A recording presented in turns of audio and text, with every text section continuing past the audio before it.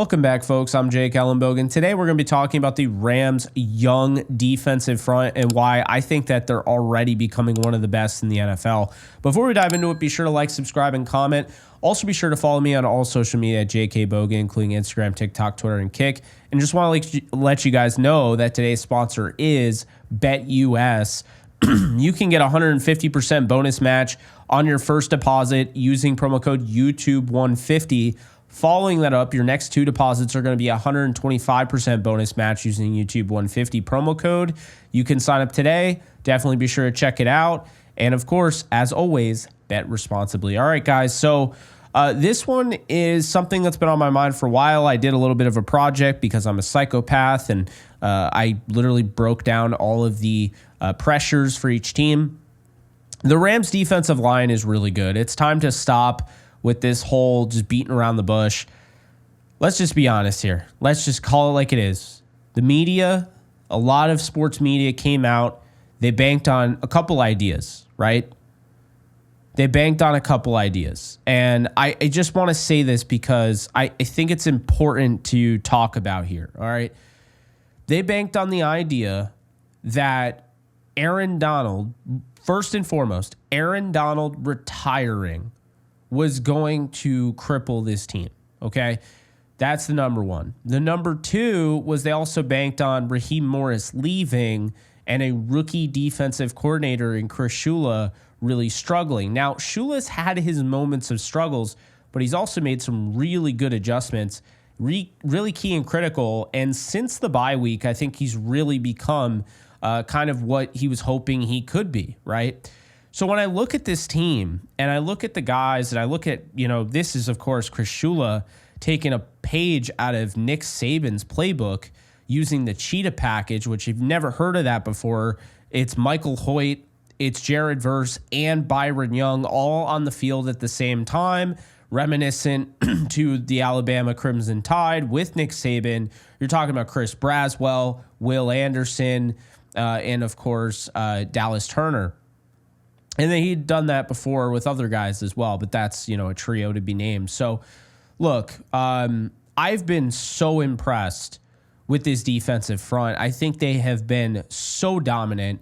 They're getting so much pressure. They pressured Geno Smith 60% of that game. And, I got to be honest with you. When it comes to the Rams and just the way this defensive line is playing, I wouldn't be surprised if by the end of the season, they're the most feared defensive line in the league. I really think as far as a pass rushing standpoint, we're seeing these guys emerge. And say what you will, and I know a lot of people will say, well, they played against the Seattle offensive line, which isn't very good. But let's just call it like it is here. Regardless of who they play or they don't play, this is all momentum that's building. These young defensive linemen and edge defenders, these guys are building off these opportunities. So much so, we saw 7 pressures out of Kobe Turner. That's a guy who was a Defensive Rookie of the Year finalist last year. Should have won the Defensive Rookie of the Year out of, instead of albeit, aforementioned Will Anderson. But look, I'll just say this, Kobe Turner has been very good. This time last year, he had 13 pressures. Right now, he has 30 on the season. And I think when you look at what Kobe Turner brings to the table, this is a leader. This is a captain. This is a guy that can help in the run game, but he could also rush the passer. And the good news is the way these guys play, they work in unison. You talk about a guy like Kobe Turner, you talk about a guy like Jared Verse, these guys can play off each other, right? So everyone is eating because this team is just generating pressure. They're generating a lot of it. They're forcing errant throws. We saw Geno Smith, 2 of those interceptions were because of pressure, right? Pressure's a big deal. When you look at Jared Verse, this rookie that was passed up on by Seattle, right? Seattle, they draft Byron Murphy and the Colts. They draft Laiatu Latu, who's coming off, let's be honest here, the neck injuries were a little concerning. And then you have the Vikings, who felt like the perfect fit for him, and they draft Dallas Turner, who just doesn't even look ready to play. The Rams lucked out. Jared Verse, that type of player normally doesn't fall into your lap at pick 19, but he did. And it worked out for the Rams, a team that tried to trade up multiple times to get Brock Bowers. They tried to trade up and get Byron Murphy. they were really trying to move up. And so by them staying at 19, they were able to get Jared Verse, who is one of the top pass rushers already in the game. You look at one of the best bull rushing edge defenders in the game. And this is a guy who has a 21.9% win rate. So in pass rush opportunities, he's really doing a nice job. He's been really, really good. And in addition to that, the sacks are starting to come. And of course, he has 39 pressures, which puts him, around the top 10. So this is definitely a guy that is emerging as a star for this team. And, Kobe Turner, like I mentioned, has 30 pressures. And then you look at Braden Fisk, who, played his college ball with Jared Verse. And look, he started off a little slow, and I get that. Fisk didn't have maybe the game that Jared Verse had week 1 against the Lions. But Fisk, it's been a work in progress. I've always been really, a fan of his game. And I think we're really starting to see that come together now. He had 2 sacks against Seattle. He's just really good about, generating pressure. He had 26 pressures up to this point. So you have these guys that I'm listing, and they all work in unison. And then you talk about Byron Young, who's got 25 pressures, and, he gets to the quarterback, and, he's forced some errant throws and makes some big time plays. He forced the errant throw that went to Cameron Kinchins for the 103-yard pick six. So, I think really right now, Michael Hoyt with 12 pressures, and then you have guys like Bobby Brown III and Jonah Williams, who, I mentioned in the last video, and Ty Davis, and, even Nick Hampton getting involved a little bit this past game. And now all of a sudden, you have guys that are playing with each other. I mean, right now, Jared Verse and Kobe Turner are combining for 69 pressures. This is a team that's generating a lot of pressure. It does make it easier on the secondary. I do think the secondary also helps. But in addition to that, no one saw this coming. Not I, not you. No one saw this coming. This has been crazy, okay? And the thing here is that the Rams in the past, we have sat down, we have all tweeted it, we've all talked about it. If you were a Rams fan or you covered the Rams, you were probably mocking an edge defender to the Rams, or at least you were hoping that they went after an edge defender. Well, when they drafted Verse and they drafted Fisk, their goal was to essentially replace Aaron Donald, right? They wanted to replace Aaron Donald with 2 guys. Well, the reality is that both of them are really, really good. Obviously, I think it makes sense. The analogy is real. Aaron Donald is the best player in the league when, he's actually playing and he's healthy and everything. But I do like how that went down. And so you look at how, the Rams defensive line's going, and it's just funny to me because this doesn't really fit into what I was told it would be. I was told by the mainstream sports media that this team without Aaron Donald wouldn't make the playoffs. I was told by the mainstream sports media that this team without Aaron Donald could be last in their division. I was told without Aaron Donald, they wouldn't be able to generate double teams. They wouldn't be able to open up opportunities for other guys. They wouldn't be able to sack the quarterback, rush the passer.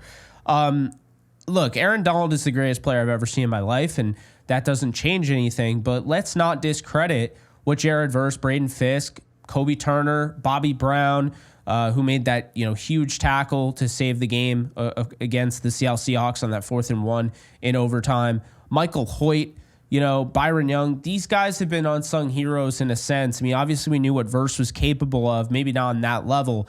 Kobe Turner is a captain. Like I said, runner up.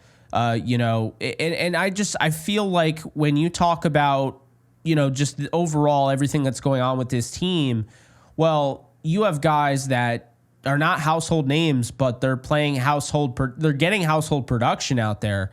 And Michael Hoyt, it's time to start talking about this guy. He had a blocked field goal that really was huge. We didn't think it would be so big, but it ended up being a huge difference in that game against Seattle. So you can't discount that. You can't discount his 12 pressures. You can't discount his sacks.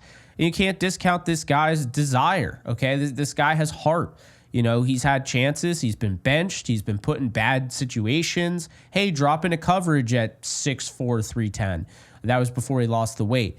But Michael Hoyt never complains. He wants to stay with the Rams. That's very evident. He loves playing for them. And because of he's put in the hard work, a guy out of Brown who has a great skill set, he has a great athletic profile, they figured, all right, we like him. He's heady, he's smart, all that, but he also, can go and make plays. He's not just a nice story.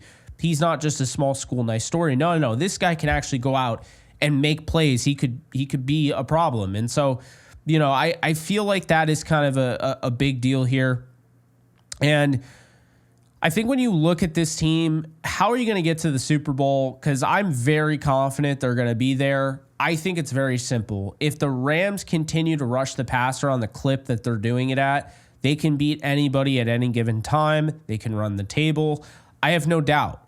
I do have a doubt of them running the table, I guess. But for the most part, I have no doubt that as long as these guys are able to stay healthy and continue to play at this level, Jared Verse looks as good as he does, and Kobe Turner looks great, and Braden Fisk looks great, you're going to be in a great position. And I think they're going to be a really tough out in the playoffs, especially if these guys continue, because you're talking about guys that, maybe don't do the best under pressure.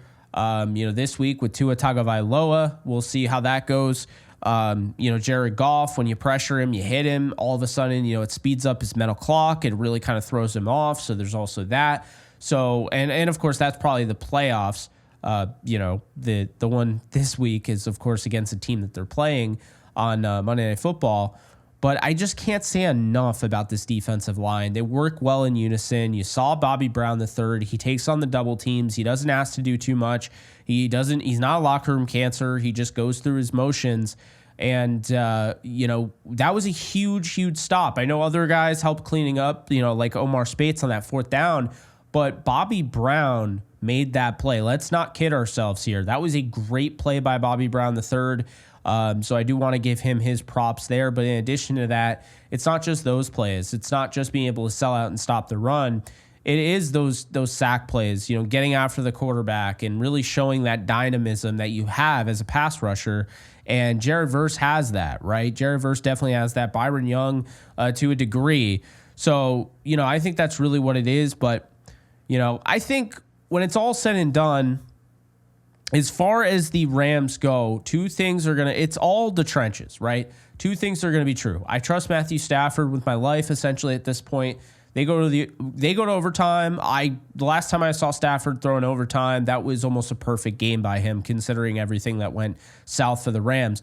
But that's the thing. I think going into what is hopefully a playoff run, and I do believe they will end up in the Super Bowl as long as they stay healthy, but you have to keep this in mind here, right? If they, wanted anything to go their way and how you could get to the Super Bowl, it would be the trenches, it would be the offensive line and the defensive line. If the defensive line was told and God came down from the heavens and gave them just unlimited, essentially, unlimited production or what have you, the edge defenders, that would be great, right?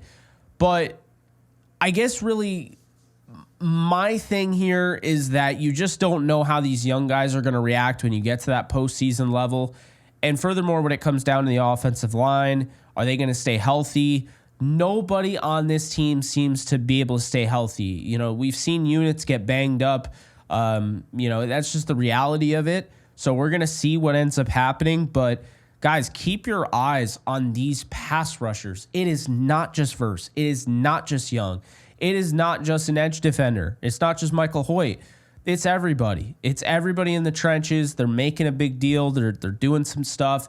They're working through work. They're talking their talk, but they're stepping up. I mean, I know everyone knows, Jared Verse brings it with the trash talk, but he steps it up, man.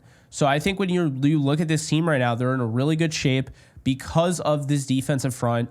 It is unlike any Rams team I've ever seen. I'm not used to a Rams team that is leading in defensive scoring over the last 3 weeks. I'm not used to a Rams team that, essentially has this much pressure, but there's no 99 there. They're just forcing pressure around where 99 would have been. And so, I think that's kind of where I'm at. We're going to see what ends up happening.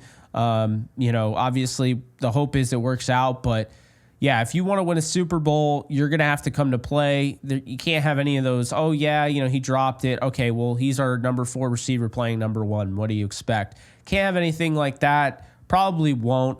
But that's going to do it. So I hope you guys enjoyed. I've been, as you guys know, very, very, very high on this defense. Since the season started, I was really high on Jared Verse. I was really high on Braden Fisk. Love what they're building here. I had no issue with them standing pat. I wanted to do something, but I didn't have an issue with them not doing something. I think they made the right move. I didn't think they wanted to shake it up. They had to move Trey White. They were being nice for him. They were obviously like, let's get you to a contender. But at the same time, you could have used him also as depth. But I feel like the Rams feel like they're in really good shape there. So, we'll see what ends up happening. But yeah, be sure to like, subscribe, and comment. Be sure to follow me on all social media at JKBogan. And I will see you guys in the next video. Take care, folks. Later. Just want to let you guys know that we are doing all 22 live breakdowns every single week, Rams football related, over on Kick exclusively. That's kick.com/JKBogan if you want to get in on the action. And if you want a little something more than just football, I also do gaming streams as well. So check that out. Link is in the description, and hope to see you there. Do you love talking about the Rams, the NFL, or just want to be a part of a community?